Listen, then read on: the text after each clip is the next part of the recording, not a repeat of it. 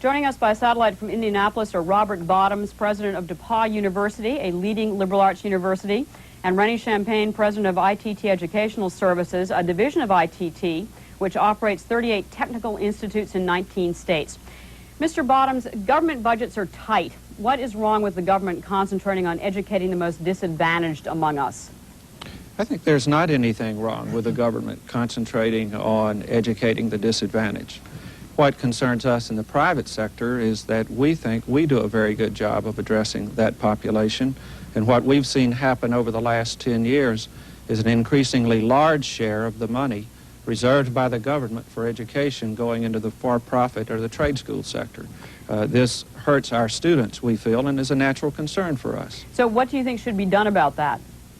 One of the proposals many private college presidents have is simply to separate government funding of education into the for-profit sector and the not-for-profit sector. What would that do? That would give the public and the Congress a better handle on tracking the dollars they appropriate. Right now, the proprietary sector and the college sector is all lumped together in one large sum, and it's very difficult to track where that money goes. For instance, we were unaware until just the past few months that in the last 10 years there had been a shift in the funding formulas and the funding process, so that now the proprietary sector in loans, for example, will grant more loan money to 2 million people in the proprietary sector than the 12 million people in the traditional higher education sector. That's a concern for us. Mr. Champagne, what do you think about that proposal of splitting up the funding so that the trade schools are basically funded separately from the colleges and universities? The country faces a very critical issue, not necessarily dealing with whether or not there ought to be two financial aid funds established for people who are interested in attending post-secondary education. More specifically, what the country is facing is a real dilemma of how are we going to educate all of our citizens to the levels that we are going to require as a country if we're going to maintain a very competitive environment within a progressively more global economy. And by restricting a student loan program set up separately for proprietary schools is not the answer. In fact, it's very discriminatory, and it sounds somewhat elitist to even suggest that some students are not as capable or as worthy as others to get federal aid funds. Whoa, who said that? It is not the proper way to go. Wait a minute, who said, number one, that trade students or schools should not get federal funds? Are you saying that if you split up the two, that you're going to restrict the funds that are going to go to trade school students? Look, the issue here is that separate but equal has never worked in this country, all the way back to 1954 when the Supreme Court came down very strongly in Brown versus the Board of Education, indicating that separate but equal educational facilities are not what we are looking for as a country. This is the same issue in this instance. There is the situation where separate but equal will turn out actually to be separate and unequal. There is absolutely no reason why people in the proprietary sector should be denied access to federal funds. It is a matter of equal access and really avoiding discriminatory behavior. Mr. Bottoms, are you saying that funds should be denied to trade school students?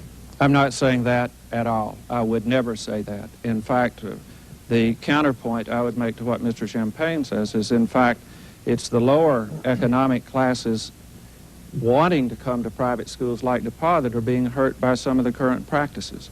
I simply think we have two sectors involving themselves in the higher education budget. One is for-profit and one is not-for-profit. I'm simply calling on Congress to separate that funding. I never said it should be equalized or have any formulas. I think the trade schools serve a very good purpose. I think they should be able to make their case independent of traditional higher education and that they should be funded. But I think we should be viewed separately. We have very different missions. But given the fact that the budget pot is very small, or at least is getting smaller and more restrictive, do you think the result will be that trade school students will get fewer funds, and that would you like the balance shifted so that your students get more funds? Well, I think any president of an institution would like to see their students get more funds. Some of the things that concern us are these. We see that the proprietary sector, in fact, with a smaller number of students, last year received more loan funds than did the public and private institutions put together. We see that in the Pell Grant program.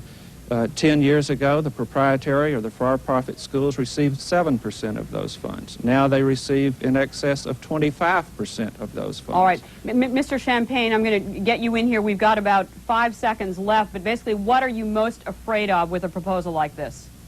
Well, first of all, the proposal has been outright rejected by Secretary Cavazos and various members of Congress. Our fear is that it would be discriminatory in nature and would provide unequal access to post-secondary education across the board. All right, we would better end it at that. Mr. Bottoms, Mr. Champagne, thanks very much for joining us. We appreciate it. You're welcome. Thank you. Coming up, why that trip abroad will cost you 25% more. Stay with us.